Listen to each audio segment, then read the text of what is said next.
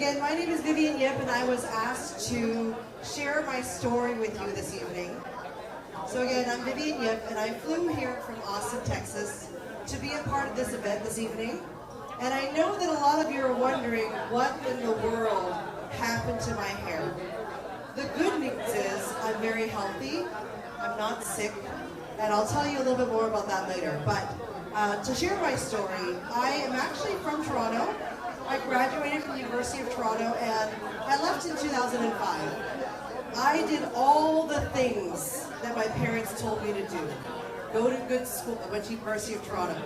Get my master's degree. I did that. I bought my first property. I did that.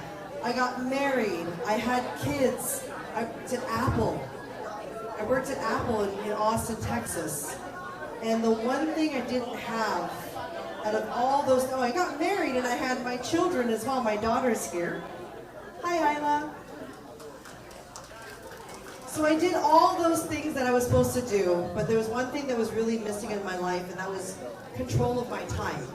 So what I did was, while I was working, I took my paycheck and I started investing in real estate in Austin, Texas. I didn't really know what would happen with investing in real estate, but my husband and I, we said, you know what, we want to build wealth, we want to learn real estate, because my mom's also a real estate investor, and I could see the kind of life that she's built for herself.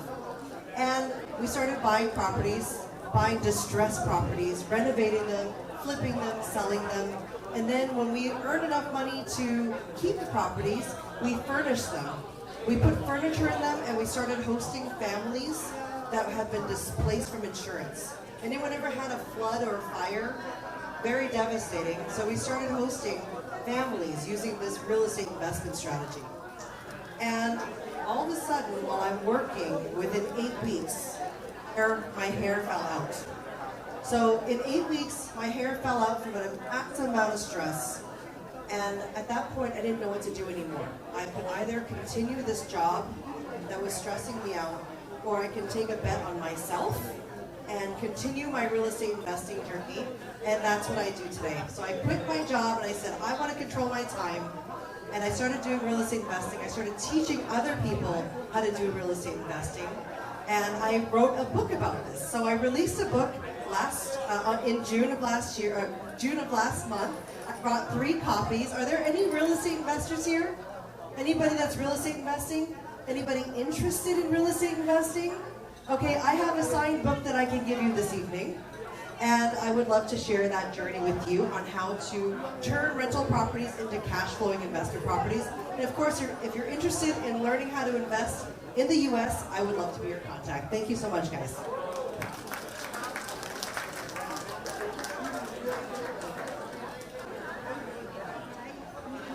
Welcome Linda to share her story with us this evening. Hello， 早晨 friends。我今晚咧就用廣東話講啦，因為有一個已經係用咗英文嚟講。我係想主要咧係想 share，I like to use the acronym SAW SAW to share my experience. S is safe。我點解用呢3個字咧 ？SAW 咧，我哋廣東話口述真係好正啦，咁啊好個 memory 啦。咁第一個 safe 咧就係Joseph 咧，其實係一個係古狀嚟嘅。Toronto TV 咧就係記錄咗好多我哋華人喺加拿大嘅歷史啦，同埋我哋好似見到加拿大一啲好關鍵嘅 moment， 今日都見到會有嘅。咁除咗係喺 document 咗歷史之外咧，其實好多時都係你嘅 personal memories 嘅。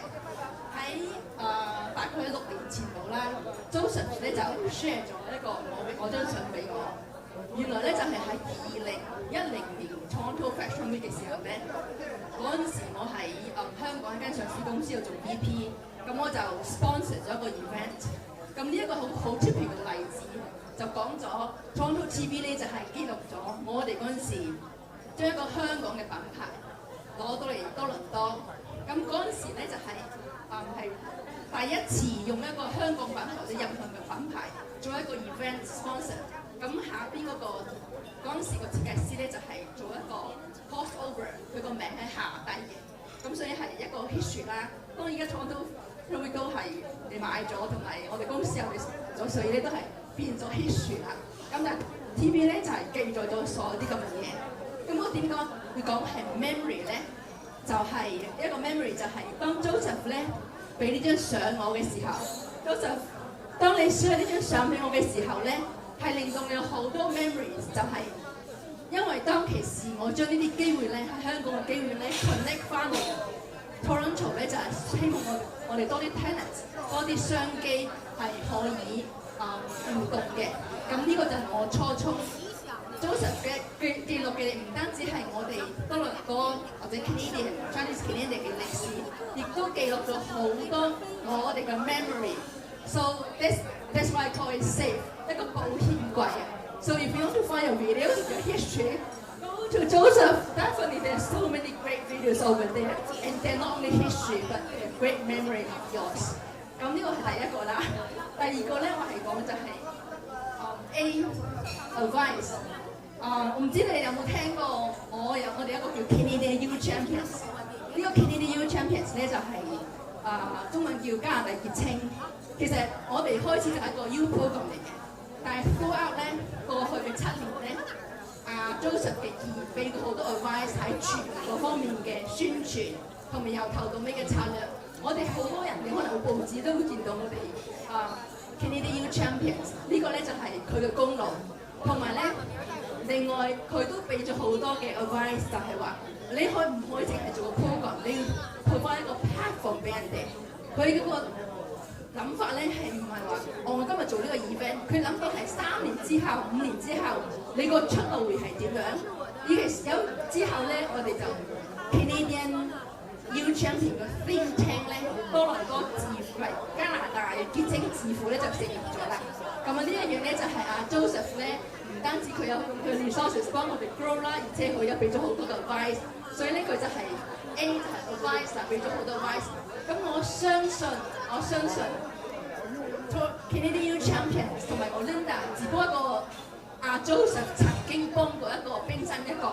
我相信喺度好多嘅朋友都係因為你個會或者你公司或者你個人受到佢嘅 advice， 佢永遠都係好 professional 咁，好 objective。咁樣將每一件事咧分析，所以係好 appreciate 有咁 advice 啊，你啲咁好嘅 advice 㗎。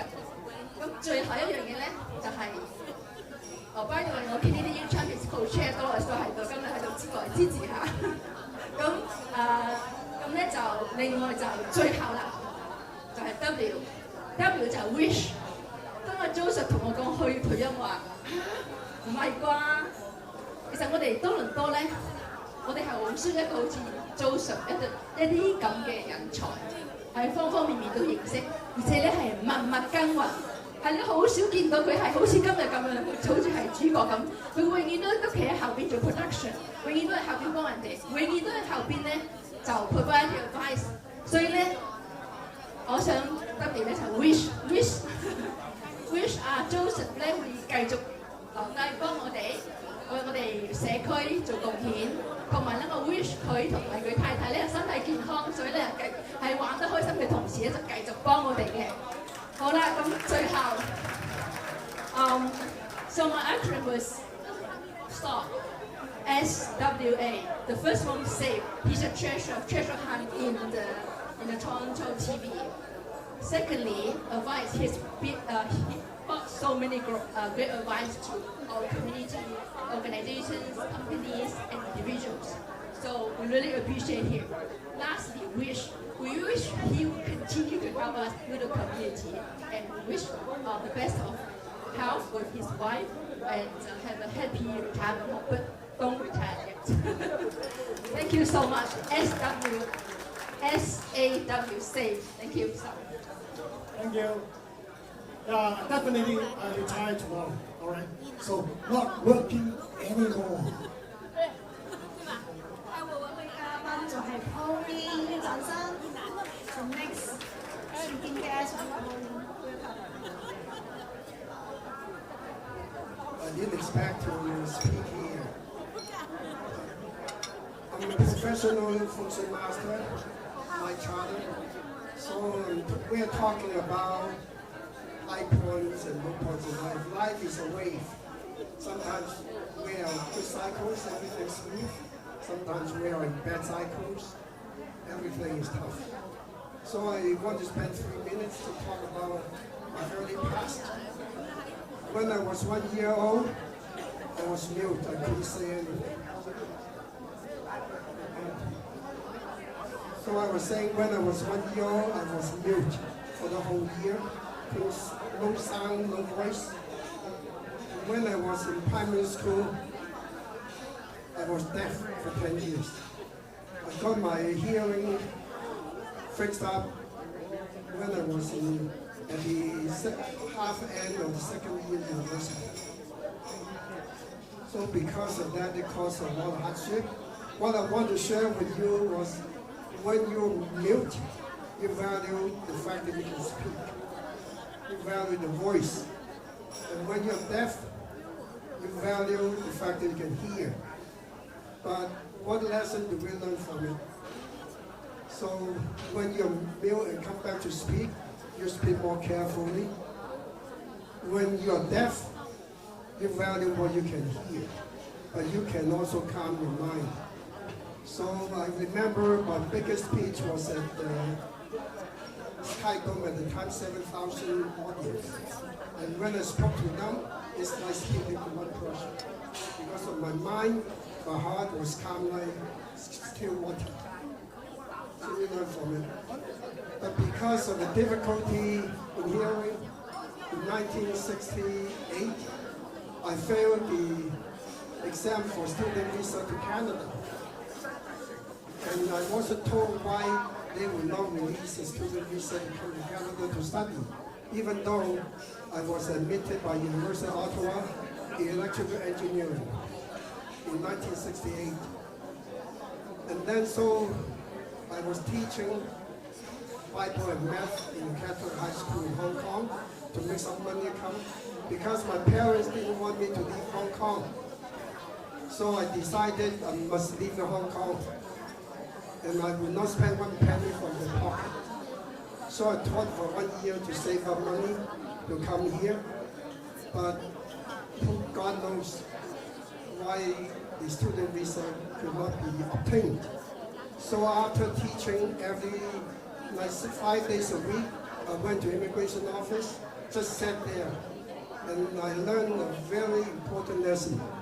At one point, there was an elderly Chinese gentleman sitting opposite me, gray hair.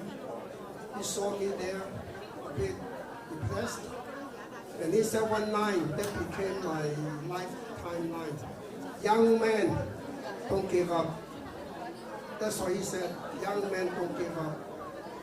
So finally, the immigration officer came out and said, what do you want? I said, I want my student visa. So he pulled out the file, he said, you failed because you couldn't hear. My hearing was only 20%. You know how I taught Bible and math?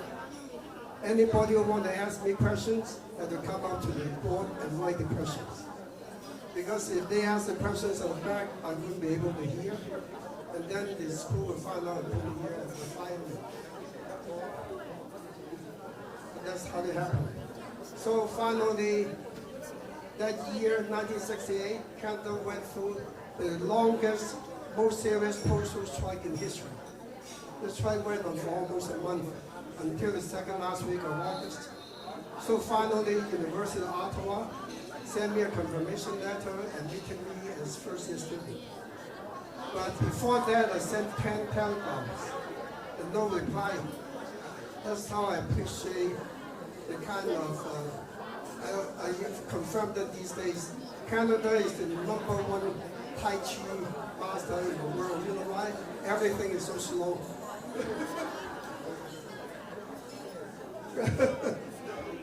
Okay. So finally I came to Canada and started my new life here.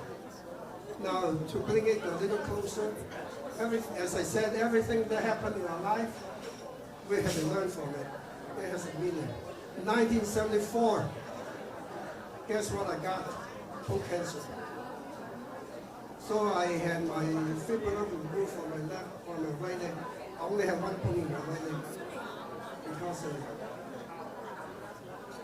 So because of that, I had the surgery, removing the fibula.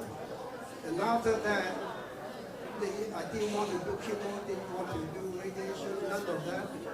I decided if I was allowed to live in this world, there had to be a way. And in 1976, my father's death in Hong Kong showed me the way. You know why? Because I got back to Hong Kong, trying to attend the funeral. I missed my father by 1 day. But the gentleman who tried to save my father was a monk from the Shaolin Temple. But because of the fact that they operated on my father within 10 days, the second time, they killed him. That's why I always told people, don't do surgery on the spine. But because of that experience, it made me a disciple of the Shaolin Qigong discipline. And then, so in 1976, I joined the Northern Shaolin Temple discipline. In 1980, I joined the Southern Shaolin discipline of Qigong and become officially 20th generation disciple of the Shaolin Temple. Today, I have 108 disciples worldwide. So that's my short story today. Thank you. Oh, one last thing. I've known this young gentleman, Joseph, for more than 30 years. He's been very helpful to me throughout. Was it after the election or before election 1993? In 1993, I ran for member of parliament. Failed, knowing that I would fail, but I still did it. And there's a time to tell you stop. Tell me stop. Now move on. Thank you. Very important. Yeah, it's very helpful to me. Yes, thank you.